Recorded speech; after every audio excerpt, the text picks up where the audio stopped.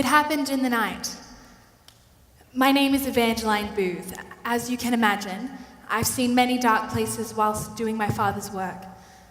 Returning to my quarters late one November evening, after battling the cold and sleet and misery, dressed in rags that I might get nearer to the hearts and lives of the poorest of those with whom I mingled in the London slums, I vainly struggled to banish from my mind and pitying heart the awful scenes I looked upon.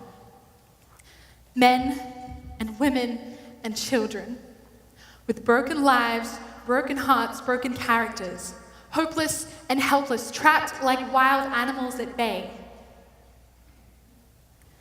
One scene I could not banish: the beautiful face and the golden head of the little 15-year-old mother, appearing in the dark, filthy, box-like room as a jewel amid ruins. The fast and bitter tears falling on the human mite dead in her arms.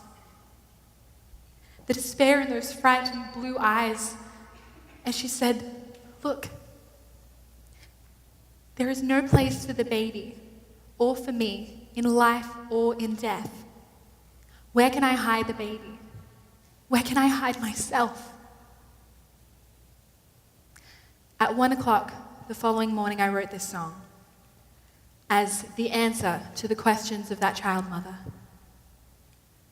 The wounds of Christ are open, sinner, they were made for thee. The wounds of Christ are open, therefore refuge flee. We must pray for answers to those broken questions. We must pray for answers to the broken questions that come to us in the night. We could hear the crying and the screaming from all around the concentration camp where my sister Betsy and I were assigned. Barracks 8 was in the quarantine compound. Next to us, perhaps as a deliberate warning to newcomers, was the punishment barracks. From there, all day long, and often into the night, came the sounds of hell itself. They weren't the sounds of anger or of any human emotion, but of a cruelty altogether detached.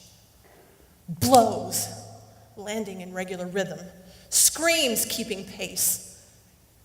We would stand in our 10 deep ranks with our hands trembling by our sides, longing to jam them in our ears, to make the sound stop. It grew harder and harder. Even within these 4 walls, there was too much misery, too much seemingly pointless suffering. Every day, something else failed to make sense. Something else grew too heavy. But as the rest of the world grew stranger, one thing became increasingly clear. And that was the reason the 2 of us were here. Why others should suffer, we were not shown. As for us, from morning until lights out, whenever we were not in roll call, the Bible, which we were miraculously able to sneak into the camp, was the center of an ever-widening circle of health and hope. Like waifs clustered around a blazing fire, we gathered to it, holding out our hearts to its warmth and light. The blacker the night around us grew, the brighter and truer and more beautiful burned the word of God. Who shall separate us from the love of Christ? Shall tribulation, distress, or persecution, or famine, or nakedness, or peril, or sword? Nay, in all these things, we are more than conquerors through him who loved us. I would look about as Betsy read, watching the light leap from face to face. More than conquerors.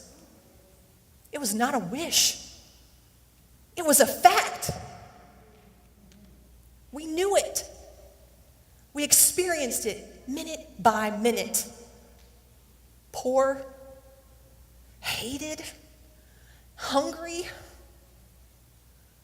We are more than conquerors. Not we shall be. We are. And we can conquer all the horrors that meet us, even in the night. In the night? Well, let's just say that something was going on over there next door. I'm not even a busybody type, but I knew that something was wrong, and it just did not feel right in my bones. There was always a new group of girls over there. Some were pretty young, just babies. There were a few familiar faces, but mostly it was just the men coming in and out of the building. And it was never the girls coming in and out, just the men. It was so strange. This is a friendly neighborhood, and you get to know people. But these people weren't so friendly. They just kept to themselves. It just did not feel right in my bones. I tried to make sense of it all, ignore the strange behavior, Could be they're just night owls. It's a free country. After all, I'd say it's none of my business. But I couldn't be fooling myself anymore. Job chapter 12, verse 22 says, "He reveals the deep things of darkness and brings utter darkness into light." I knew that God was revealing something dark and terrible to me, and I had to brush off my fear and complacency and do something. So I did. I made the call. The police weren't nearly as surprised as I thought they would be. I felt really silly calling about suspicious activity. That was until I learned the awful truth. I learned that in the metro Atlanta area, some 300 girls are lured into trafficking every month. And that Atlanta ranks as the #1 city in the United States for domestic minor sex trafficking, followed closely by San Diego, Miami, Denver, and Dallas. This is happening right under our noses, and here I was ready to ignore it all, saying it's none of my business. Anytime women and girls are trapped, slaved, hurt, or otherwise, it is my business. It's my business, and it's yours. It's time we stop living next door to darkness and not doing anything about it. I'm done allowing women to stay trapped in the night. In the night, confusion reigned. It happened Tuesday, July 5th, Wednesday, July 6th. Thursday, July 7th. back to back. Like some horror series special on the morning news. Last night, another shooting. Overnight, there was another shooting. Breaking news, another shooting taking place now. Another murder. Another life taken. Another attack based on prejudice and hate. In Baton Rouge, Louisiana. In Falcon Heights, Minnesota. In Dallas, Texas. And the morning news will tell you that it all happened In the night. But the truth is, this has happened for a long, long time. And we're tired of it. Tired of the hate. Tired of the lies. Tired of it all. Tired of the prejudice and the confusion. I'm tired of hearing excuses. I'm tired of hearing the same old story being told again. And again. And again. Tuesday. Wednesday. And Thursday, We're just tired. But it's not enough to be tired. We have to be angry at the injustice. We have to feel sorrow for the state of our broken country. And we have to be a part of a solution. Anger. Sorrow. Action. We all have to be a part of a solution. Or else the morning news will continue to report about the hate that reigned on Tuesday. Wednesday. And Thursday. In the night. Inside the harrowing night. Just one of many headlines that we read every morning outlining the most recent and tragic tale of refugees. Refugees, people who are forced to leave their country in order to escape persecution, war, and disaster. People whose lives are so affected by terror that uprooting their family, carrying their belongings on their back, and sneaking across borders in the dead of night is the favorable option. Families who are so afraid for their lives that they are willing to cram their loved ones onto overcrowded vessels to cross treacherous seas. People just like you and me who have found that they are without safety, without certainty, and without options. And yet the headlines continue. Migrant crisis. Hundreds die and capsize, say survivors. Shocking images of drowned 3-year-old Syrian boy show the plight of refugees. Children kidnapped by the hundreds from Calais jungle refugee camp. And then there is a switch in the news. The swarm on our streets. The illegals have landed. Bring in army to halt migrant invasion. Draw a line in immigration or else. We have become so inundated with numbers and statistics that we've forgotten about people. We've forgotten about mothers and fathers who are doing everything they can just to bring their family to safety. About children who should be playing games and going to school, and instead they're running for their lives.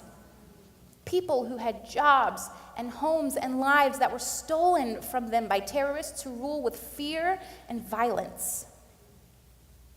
Meanwhile, we read these headlines on our computers, on our iPads, on our iPhones, and we scroll on by as these headlines are bumped up next to ads for natural-looking hair dye, lash-blasting mascara, that new great thing you just can't live without. Can't you? Don't they? Refugee children hold Pokemon pictures in hopes people will find and save them. It is called a crisis for a reason. The magnitude of these numbers shouldn't be numbing, they should be a catalyst for change. It is time that we wake up to what is going on in our world. We have to step out and do something. But what? What do we do for these poor souls half a world away? What can we do about the hate? The prejudice And confusion found in our own country. What can we do about the terror in our neighborhoods? About the horrors afflicted upon us. About the brokenness in our own hearts? What are the answers to these questions? We won't find them if we don't look. We won't know them if we don't ask. We have to rise to the questions of our time. We are the hands and feet of Jesus in our world. In him, we are more than conquerors. So it's time to get to work. Use that righteous anger. And sorrow. And pull ourselves into a solution. Wake up. Pray. Conquer. Anger. Work. Action. Sorrow. Wake up. Pray. Conquer. Anger. Work. Action. Sorrow. Wake up. Rise up.